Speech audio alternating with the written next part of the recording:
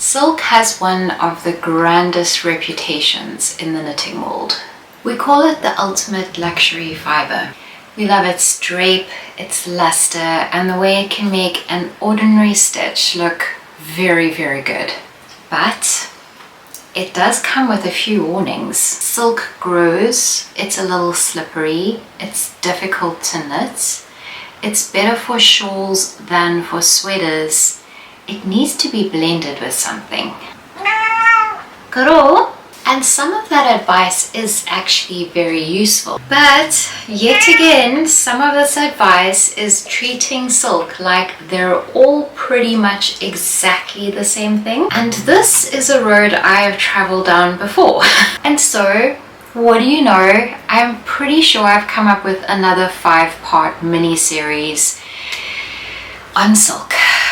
We're gonna start with unpacking some of the internet's most commonly asked questions. Does silk have any stretch? Is my silk garment really gonna grow? Is it warm or is it cool? What are all the different kinds? Like seriously, what's the difference between bourette and mulberry? And why are the Italian mills so obsessed with blending it with everything? In order to unpack which silk is gonna suit your project best, we need to begin inside of the cocoon. Chapter 1. What actually is silk? The answer is silk is an animal fiber. Cotton, flax and hemp come from a plant. Sheep and alpacas grow their own fibers, their own hairs. Silk, on the other hand, is something that falls into animal fiber, but it's not a hair.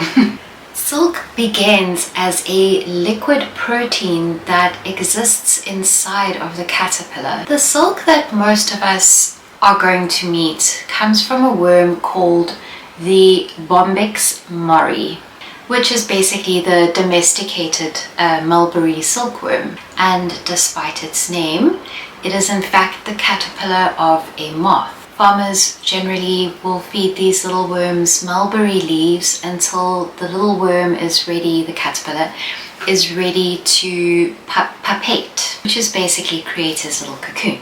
The caterpillar then draws silk through spinnerets near its mouth, and then it wraps these filaments all around of its body. It does this layer by layer by layer until an entire cocoon has developed. And inside of that cocoon, he or she will then go through the process of turning into a moth. We are going to touch on the ethics of that because this is Arlie Knits and we like to explore this. So I'm going to get into the next stage and all of that, but not now. For now, we're just going to understand what exactly we're looking at. So basically, that cocoon is the raw material that is used for silk yarn. A silkworm, a Bombyx mori caterpillar can produce between 600 and 1,500 meters of filament. That's insane. Around 80% of that filament will actually be acceptable for reeling, depending on the breed and the condition of the cocoon. So the caterpillar actually doesn't produce one singular thread. It in fact produces two. And what it does is it simultaneously coats those filaments with a sticky gum-like substance, which then acts like a glue. And then that glue holds the little filaments in place, and it basically keeps this structure from falling apart. The substance, which is known as fibroin, is responsible for 72 to 81% of that cocoon. In addition to that, we may also find wax and then also a small amount of pigment and minerals. And these proportions of these 4 different elements can make a big difference to how that silk is ultimately going to feel. What happens next is the cocoons are soaked in hot water. This is to firstly remove the growing moth inside. It also then cleans out some of that wax and some of that gum and the other elements still present in the silk cocoon, and essentially goes through a process that's called degumming. And once that gum has been removed, the silk then gets its incredible luster and sheen. Degumming is also going to remove a lot of the natural pigment in the silk, which takes it from looking kind of yellow to looking pretty white. Next, it's going to go through a process called reeling or spinning. Reeling is going to preserve that silk filament. Mills will usually combine a bunch of filaments all together when they're reeling them, and the fact that those filaments are all running in the same direction, they're all approximately the same length, is also responsible for what gives silk its incredible shine.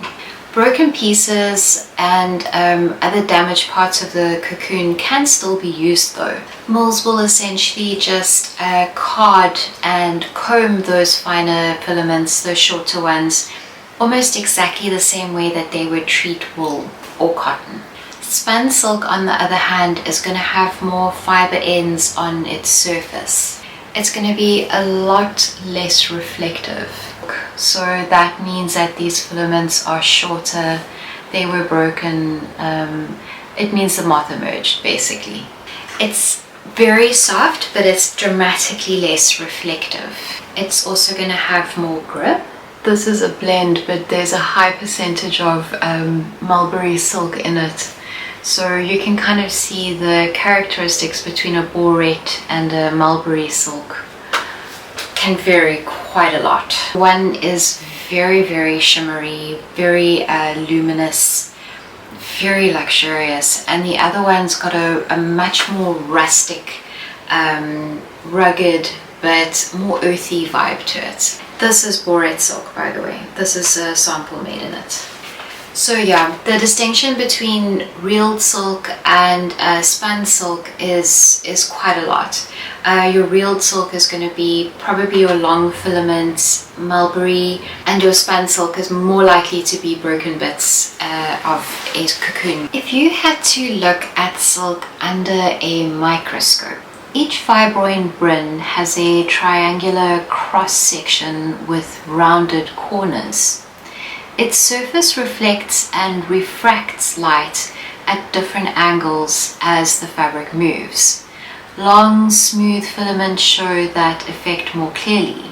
Short fibers, twists, textures, and remaining sericin break up that reflection, which is why bourette can look almost matte besides a glossy filament silk.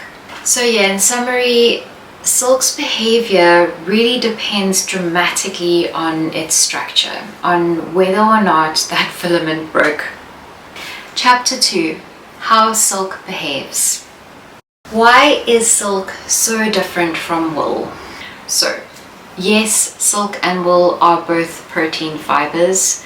No, not at all in the same way. Their surfaces and their shapes differ dramatically. Wool has scales and a natural crimp. Silk is smooth and there is no crimp. And that difference changes how your fabric is going to behave on the needles. Drape and density. Smooth silk fibers move past each other with little to no resistance. Silk is also very dense for a natural fiber. It's got a similar gravity to wool, but it doesn't have all of the trapped air. In a loose knitted garment, the combination of the flexibility and that low friction is essentially what's helping to cause all of that drape. The stitches essentially settle close to the body instead of holding back from it. Yarn construction still matters. A tightly twisted spun silk can feel very firm, and a loosely spun silk filament can almost feel like liquid. It's also known for its superior stitch definition. Silk has absolutely no fuzz, no halo to compete with any structure. Cables, lace, eyelets, your knit pull textures can look really good. However, the same clarity will expose mistakes and uneven knitting tension textures. So if you're a little bit nervous about that, a little trick you could use is to marl 2 different colors, and that way the marling effect will hide any imperfections that could exist. She's strong. Silk only looks delicate, but that fibron core can carry a surprising amount of weight for its fineness. Its strength is actually quite similar to cotton and a bit less strong than wool, although that exactness is going to depend on the silk and how it was prepared. That strength can explain some things that may seem surprising to us now.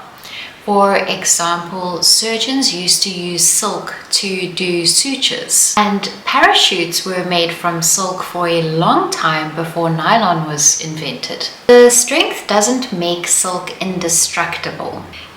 Unlike cotton, in this case, water dramatically reduces its strength, as well as prolonged exposure to sun. But back to moisture. Silk is hygroscopic, which basically means it's absorbing moisture from all around it. I'm referring specifically to the vapor in the air. So much so that textile traders will accept an 11% margin for silk under standard condition. But what this means for us is that silk can handle a little bit of precipitation before we actually even notice that it is getting wet.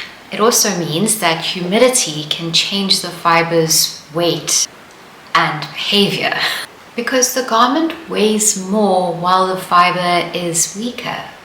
And then to answer the question, is it warm or is it cool?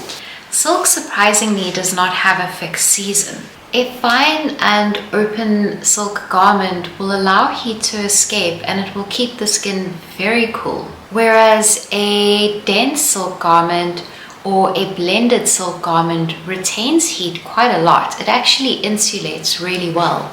When it comes to silk and pretty much everything else, thickness, the gauge, and the construction determine more than the fiber's name does. Then we can look at the friction on the needles question. Silk actually is one of those fibers that performs a little bit better with metal needles. They just glide right off. But on the other hand, if you're new at all that, it also means the stitches will open a lot quicker than you may expect them to. Spun silk, on the other hand, you may feel like you have a lot of control on metal needles.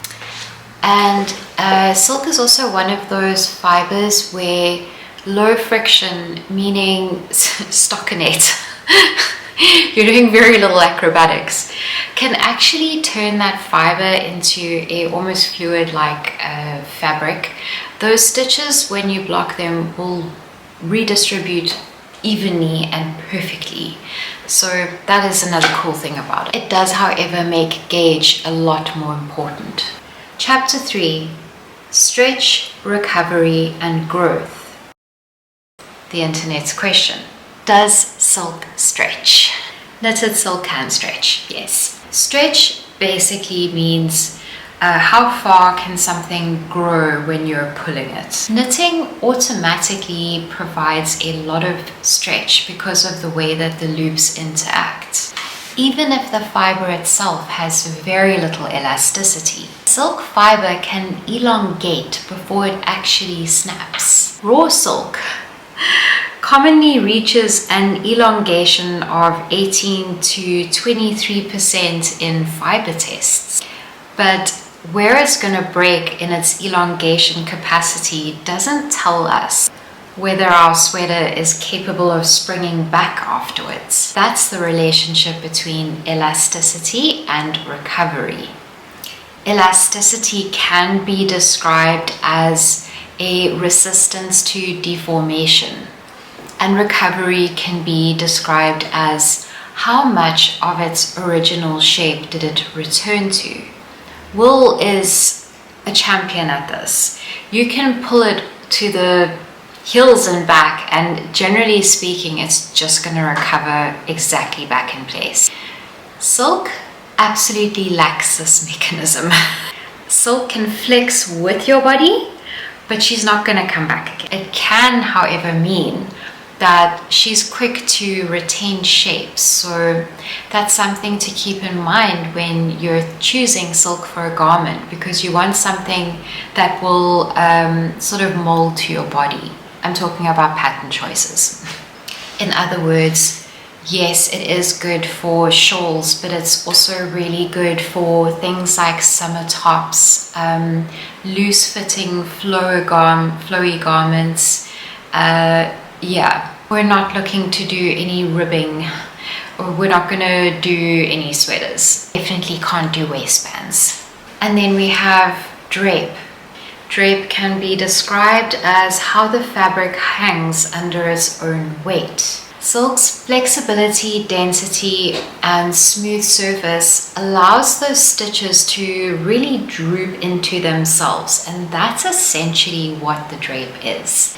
We're talking about fluid folds. And knitters can sometimes get stretching and draping confused when in fact they are two different behaviors. The key difference is that the shape of your garment, did it change or didn't it? And then we have growth. Growth can be described as a lasting change to your garment, the dimensions specifically. You get it. Essentially, while you're wearing your garment, gravity is slowly yanking it down and changing the formation. The longer and the heavier the garment is, the more obvious these changes are going to be. Long stitches, aka silk, have more opportunity to deform here. And it's going to do that thing where it goes in and long. It's essentially redistributing the load. Chapter 4, Gauge and Garment Design. Question. How do you control silk's growth? The answer, unfortunately, is we can't remove gravity, but we can do tests. We can collect data, and what that looks like is knitting a lot of swatches. The small square, that's only going to tell you if you're going to meet either the yarn's gauge or the pattern's gauge. But it's not going to tell you necessarily how it's going to grow. You're going to need a generous swatch to really be able to collect the data of the silk's behavior. I would recommend that you knit a fairly, and it doesn't have to be like half a sweater. It could be maybe the equivalent of 4 little swatches worth of knitting, and you want to put that stitch that you intend on using in there. You want to block it properly, and then you want to dry it both flat, and then just before it's completely dry, or even after, you would like to add a little bit of weight underneath and then let it hang for at least 24 hours. That weight can look like pegs, washing line pegs. And what you want to do is you want to go in there and measure it at like every stage, both stitch and row. Even when you test it though, we still can't say for sure how the entire finished garment is going to behave. But it can prepare you. It can expose a fiber that has a tendency to more elongation than perhaps another one. You want to remember that larger needles will create more area for those little stitches to move inside of. Smaller needles are going to compact the fabric a lot more. That will make the fabric more stable. But if you go too tight, then you can make your fabric too heavy and a little too stiff. A time when a very open, loose gauge would be appropriate would be lace work. Things like wraps and garments that are designed to flow. And a tighter gauge would be, say, for a blouse, anything that has say buttonholes or an I-cord or anything like that. What you want to do is use construction to share that weight. I know we hate seams, guys, but seams are really gonna help us to have really fancy, nice, beautiful clothes that look good. Seams stabilize your garment. Adding a little seam work over here means that there's now reinforcement holding everything together. Side seams, or at the very least, quite firm edging. All of these things are going to give your garment the support to stay in shape and look great. It's just a proven fact that garments that are knitted in their separate pieces stay together and they last longer. Crochet joins are stronger as well, and ultimately the garment's length is going to matter a lot. Silk is one of those things that you kind of want to keep it cropped. We're not going to do knee-length cardigans with this one. Another good tip is to plan your ease. Silk will naturally follow your body without you needing to create that effect with ease. An oversized design can work, but you just need to make sure that you're supporting everything. And when you're planning the sizing of your garment, go with your swatch, because that's going to give you a much truer idea of how big that garment's going to be when you're actually done with it. Chapter 5, Blocking and Care. Question: how should we block silk? Answers: wet block.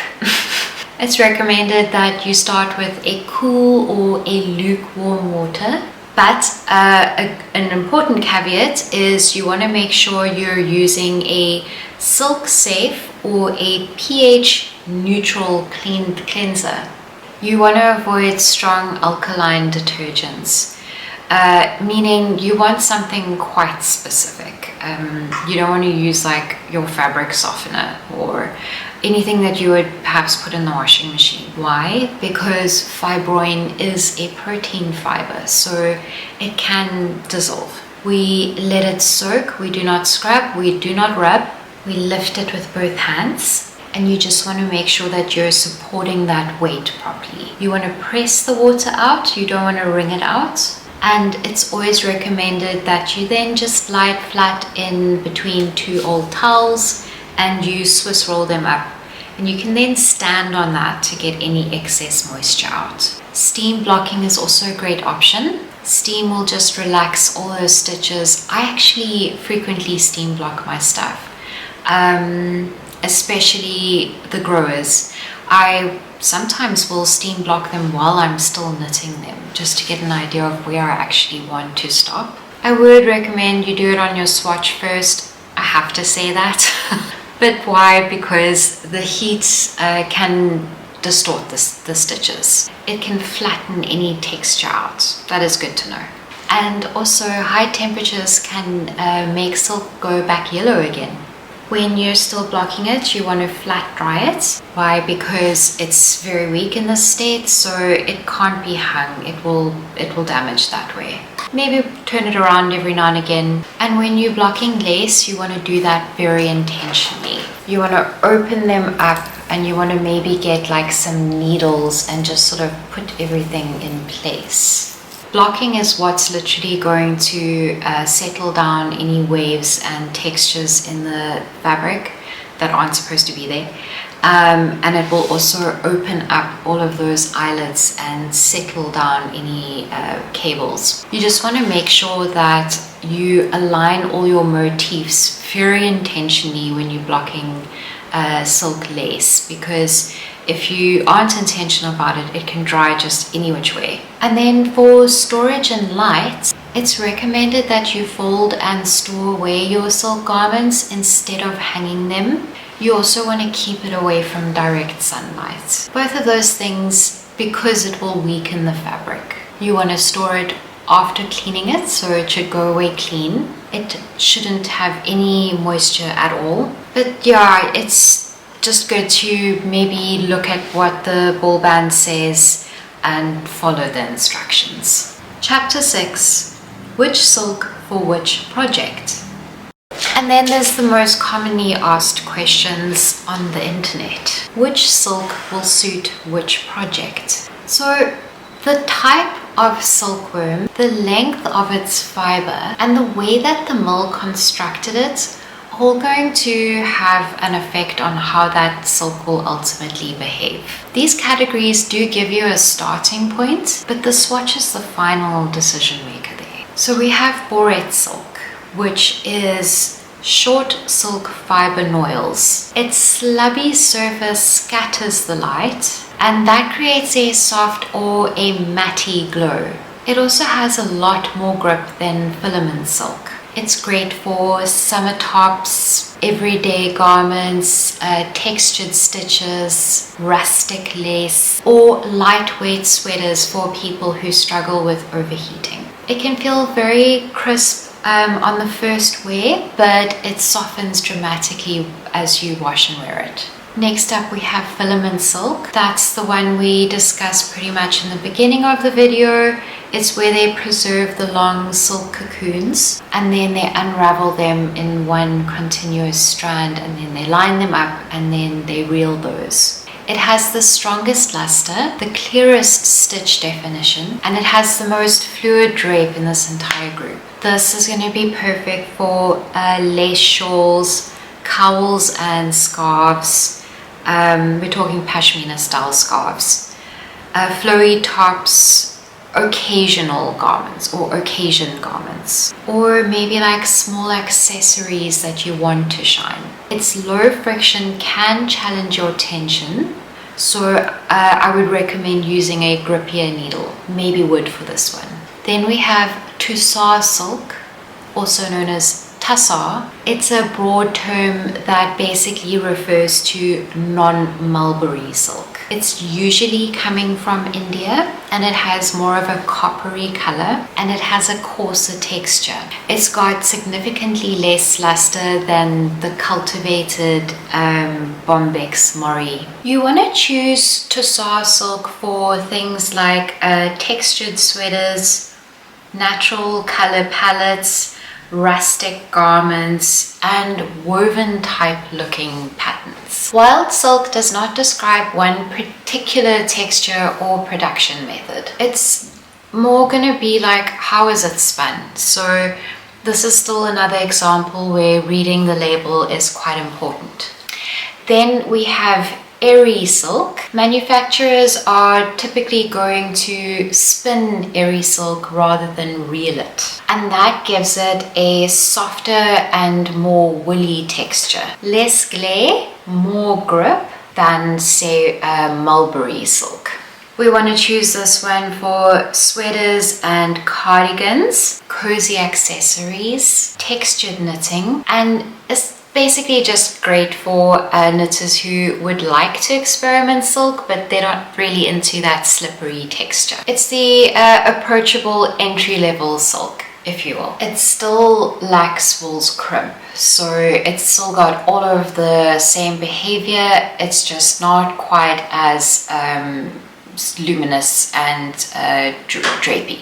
After that we have muga silk. Muga comes from Assam and neighboring parts of northeast India. It's naturally a golden color and it's exceptionally durable. It makes it distinguishable from all the other silks actually. A muga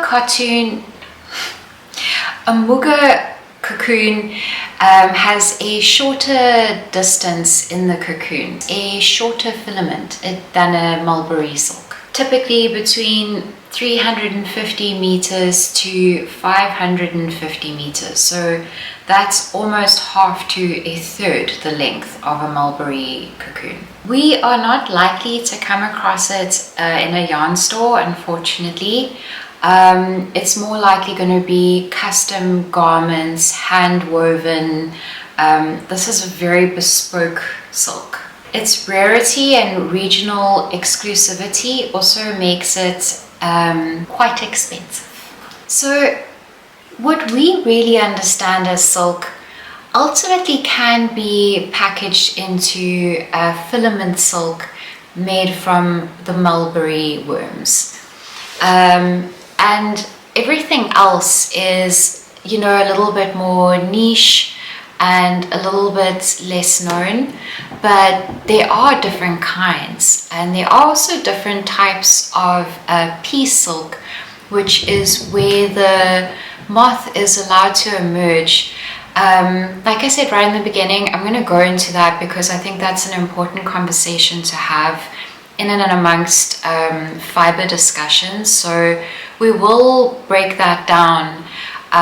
The pea silks so far, the only ones that have really come up is the bourette, which again I'm wearing, and I absolutely love this. This is Knitting for Olive's pure silk. They're known for having a very ethical approach to their yarns, so I'm always a supporter of Knitting for Olive.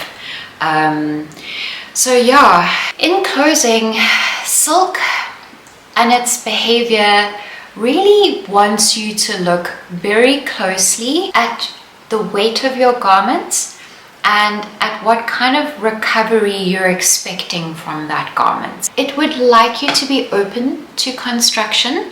If you're open to summer tops that have seams or anything like that, it would prefer that. And it really wants you to pay attention to the way that you block it. Yeah, in short, I think that could summarize silk. Choose the right gauge, make a huge swatch, test its gravity, and maybe start with a bourette before you go to filament. Mostly because it'll give you an idea of those behavioral characteristics, but just a little bit. Again, bourrettes, just so much more like a wool than filament silk is. Filament silk, off the bat, 100% is, it's like trying to knit water. And that's it for today. In the next episode, we will explore silk a little bit more deeply. In true Arlie style, we're going to get weird. We're going to get really weird. I found some quite interesting lore on the internet, so I gotta go into it. I touched earlier on the fact that silk was used for sutures. I can go more into that because it's actually fascinating. There's something in the actual protein fiber that regenerates and heals skin, so that's really, really cool. Yeah, until then, happy knitting!